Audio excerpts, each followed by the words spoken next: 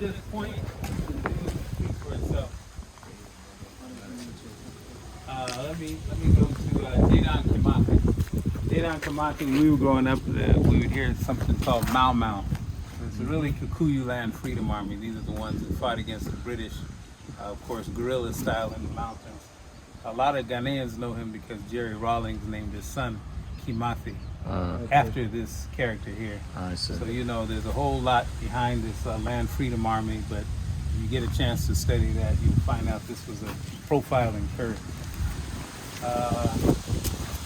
I hit Maurice Bishop. You know, if you're from the Caribbean, you probably know Maurice Bishop. There was only 100,000 people or so in Grenada, but there, Maurice Bishop tried to build what was called the New Jewel Movement. And he brought illiteracy almost to 100%. They were doing all kinds of things in terms of import substitution, healthcare, all of those things. And of course, the Americans had to kill him because it was a threat of a good example. They were worried about having a black Castro in that part of the world. Mary McCabe, she was a great singer, you know, Pata Pata out of South Africa. She's really kicked out of the country for like 30 years because of her anti-apartheid stances. But once she got out of the country, moved all around the world singing and was a strong, strong advocate for the anti-apartheid struggle, even to the point of, you know, helping some people raise money, raise awareness for the actual war and fighting going on inside the nation. 30 years he was kicked out. Sheikh Job, I think you probably know. I guess I gotta stop with Sheikh he's a scientist, a physicist, a whole lot of other things, but he's mainly known by a lot of us as the one who demonstrated beyond any doubt the black Africanness of ancient Kemet or ancient Egypt, along with Theophile Obenga, 1974 conference on the peopling of Egypt with UNESCO. The currency. Yes. Nani is a Maroon, actually born in Ghana. Maroons are the people who are the Maroons, man? The Maroon was the one right that the Maroons were the one that was fighting the British. They run away to the mountains and they took over certain sections of Jamaica. And she was a very powerful queen, really. This was a guerrilla warfare fighter. And she fought for her people, but in the end, the reason why she gave in, why they stopped, because she wanted the whole island to be free. But our brother decided to sign the treaty. She didn't want to, but she realized that she was so she had to sign the treaty. And there was a point where the British had actually given her one section of the island. Yes. And you find other names like Chermitang, and Tompong, Kojo, who is another one of their heroes. So you find a lot of these names. These are Ghanaian names, which you find right. Okay, Menes, he was, or Namur, which is basically the actual picture. I mean, this is the actual sculpted head, first pharaoh of ancient Egypt. So I always like the children to see this because when they know it's an African, and I usually have a child stand there and let them choose whoever looks most like this guy. So then a child stands there and they say, okay, that's definitely an African. And then I tell them who it is. Right. First pharaoh of first dynasty in ancient Egypt, and then they just all glaze over because you know they've been, you know, the comics they've been seeing. All right, you guys choose somebody. Imhotep, the world's first known multiple genius. Yep. World's first medical doctor. That kind of thing. The Great Toussaint Louverture. We'll say Tutu, the first Asante Father of the North. The great Thomas Sankara. Thomas Sankara, you know him. Okay, oh man. Birds got me on this one, but I'll still stop on the Menarenas. This is a woman. Oh yeah, Queen Menarenas. Ancient Kush. Queen, right? Huh? So it's a Nubian. Yeah, in Kush. Yeah. So what happened? We're now around 60 BC. This is by now the Romans have taken over. Yes. So they decide they're going to take it over in Egypt. Yes. They decide they're going to go south into Kush and conquer that area. Well, unfortunately, they ran into Amenarenas, who's the Kandakia queen at the time. Yeah. And her army, which gave Caesar and his people a good thrashing. And the reason I like this one is because these schools teach all about the Roman army, the great Roman army. And so I'm letting them know this woman and her army defeated the Roman army. And And so She was a one-eyed queen. she was actually a one-eyed Yeah. queen, but you know, we got a picture of her before the eye. Before the eye got taken. This is a good one here. Maharero, you know, it's a little cracked up. From Namibia. And, you know, the Germans they had colonized Namibia, okay, Southwest Africa, and Von Trotha, all these other generals, the atrocities that they did in Namibia, people don't talk about. You know, we talk about it as the Black Holocaust, although I'm always reluctant to use their words. But the point here is that they wantonly killed the Germans, all of these Hereros and Namas out of Namibia, you know, and they put them on, you know, work camps and the trains and all of the things you saw in World War II. So they were basically practicing a lot of the techniques they were going to use on the Jews and Gypsies in World War II. And if you look at the names of a lot of the generals, do a little research on it, you'll see it's their sons, their nephews, and down there, those are the same colonels and generals and sergeants that carried out World War II atrocities. Wow. So they got direct training from their fathers and uncles. Oh, wow. This one you probably want to know, Zabeth of Haiti. I like her. This young girl started at 9 years old. She would run away from the plantations. Of course, the French were the plantation owners in Haiti at the time. And she'd run away at 9. They captured her, they beat her, tortured her. As soon as she got a chance, boom, she's run away again. And over, no matter what they did, they branded her, they tortured her, raped, made her have children, all of these things. And none of that was enough to stop her from, you know, running off these plantations. So I like this because it's like that spirit that you're just never able to dominate, you know, no matter what you did, no matter how horrifically you punished her, as soon as she saw daylight, boom, gone again. Constant. Bibere had the Hut tax wars against the British. Nahanda. Okay, let's talk about Nahanda for a second. Nahanda was a spirit woman behind the Shemarenga, which was the wars of resistance against the British. There's one or two pictures of her actually, you know, when she was being captured. But I put the earrings on just to make sure everybody knows. Because some people, because you know, a lot of people see the name, they don't know if it's a male, female, or whatever. This is, you know, a lot of times when they catch people, they'll exile them. Yeah. But with her, because of her spiritual powers, you know, they hung her, and then they ended up cutting her head off because they didn't. But that was the first Shemarenga, and so Mugabe is called the second Shemarenga, you know, struggling against the British for the land.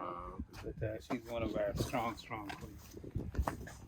I'll stop at Kaliderat here. Now we're in Nubia, 641 AD. The reason I'm stopping here is because now the Arabs have finally taken over. So everything that happened, the consequences from astronomy to pyramids to science, math, medicine, everything that happened in ancient Kemet is when it was all African civilizations. All of that had gone by the time the Arabs in the 600 or so finally are coming into Egypt. But you know, they have people thinking that they did all these things and they weren't part of any of it. But anyway, they made the same mistake that the Romans made with Amenarrenas. They decided they were going to go south and conquer Nubia, which is Nubia Kush area. Well, unfortunately, they ran into Kaliderat and his people, who gave them a good pounding, sent them back into Egypt, forced them into a treaty called the Baht that lasted over 700 years. So, you know, if you start looking at some of that Arab history going down into the Sahel and coming down into Black Africa, you'll see there's a long period of time before they get there. And a lot of that had to do with the fact that they just could never, you know, get through this corridor because for 700 years they kept them bottled up. The point I'm really trying to make to the young people, though, is that, you know, when it was some kind of parity in terms of military technology, it was just a matter of organization and courage and this kind of thing. Oh, we won more than we lost. Yeah. It's just when, you know, the Maxim gun got in the mix and, you know, these kind of things. All of the Zulu warriors and all of this, you know, courage and tactics and strategy, they still ended up losing to that military technology, which is something you have to keep in mind all the time through the day. Okay, let me do Antonio Maceo, just because he's from Cuba. this is one of the two generals who led the Cuban War of Independence against the Spanish. You know, they had to fight the war against the Spanish. I have some friends who've been to Cuba, and they said, you know, they have the statues and everything of them. They call them the Bronze Titan. So I just like, because a lot of the children won't even know. You got to remember, I did this. I'm thinking what I'm telling the children. Right, right. That's how I chose them all with it. That's why some people you don't see. But I like, because to the extent that they can even figure out where Cuba is in the Caribbean, Yes. then once we kind of establish where it is, and they sometimes they may have heard the name Fidel Castro, not often, but sometimes, at least it teaches. And I can talk about how the Africans in Cuba, what role they played in the liberation of that country. Let's see. Mugabe, I have him here because the BBC hates him. BBC said he's the worst man in Africa. That's when I know. That's when I know to call the artist. That's it. Okay, this is in Nkwanika of Tanzania. It's probably actually Tanganyika at the time because it was a Tanganyika and Zanzibar came together to make Tanzania. He was one of the great fighters against the Germans. He was of the Hehe group, Hehe, out of Tanzania. A lot of success actually in his warfare. He had unconventional ways of fighting. Unfortunately, when they finally did catch him, and one reason I have him here is when they finally did catch him, they cut off his head again and took the head to Germany, had it in a frame big box like that. So I just like the children to know, okay, even after it was all said and done, because the children asked me, so why? What's up with, why they take, I just said, hey, these are your development partners. This is how they roll. You know what I mean? They're shareholders, all of that kind of crap. I just like them to know that kind of thing. Ida B. Wells' Anti-Lynching Crusaders. I have this because that gives me an opportunity later on to show the pictures of the children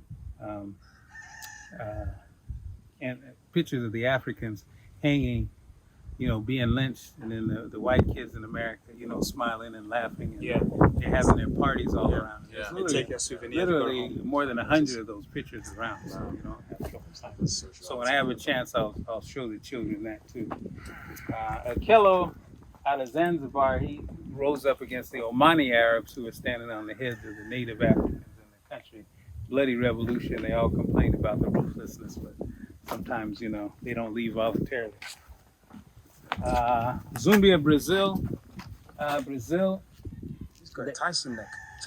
Yeah, well, I don't know what Zumbi really look like, but I saw this guy and I said, "You're Zumbi."